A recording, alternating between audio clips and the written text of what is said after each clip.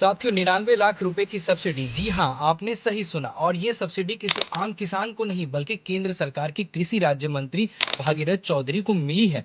The Indian express की एक जांच रिपोर्ट के मुताबिक राजस्थान के डिडवाना कुचामन जिले में स्थित मंत्री जी के खीरा फार्म को लगभग 99,60,000 रुपए की सब्सिडी दी गई है। ये सब्सिडी राष्ट्रीय बागवानी बोर्ड की एक योजना के तहत दी गई, जिसका उद्देश्य व्यावसायिक खेती को बढ़ावा देना है। अब यहाँ से कहानी दिलचस्प हो जाती है। भागीरथ चौधरी कृषि मंत्रालय में राज्य मंत्री हैं और राष्ट्रीय बागवानी बोर्ड के प्रदेश उपाध्यक्ष भी है। यानी जिस मंत्रालय के अंतर्गत ये योजना चलती है, उसी मंत्रालय में मंत्री भी वही है। रिपोर्ट के अनुसार इस परियोजना की कुल लागत लगभग 1,99,00,000 रुपए बताई गई और योजना के नियमों के तहत 50% तक सब्सिडी मंजूर की गई। रिपोर्ट में यह भी कहा गया है कि पिछले वर्ष इस योजना के तहत केवल 467 परियोजनाओं को मंजूरी मिली थी, जिनमें मंत्री जी की परियोजना भी शामिल थी। इतना ही नहीं, जांच में कुछ अन्य प्रभावशाली लोगों और वरिष्ठ अधिकारियों के परियोजनाओं को भी इस योजना का लाभ मिलने की बात सामने आई है। अब सवाल ये नहीं है कि ये कानूनी है या गैर कानूनी, सवाल ये है कि जब देश का छोटा किसान कुछ हजार रुपए की सहायता के लिए महीनों दफ्तरों के चक्कर काटता है,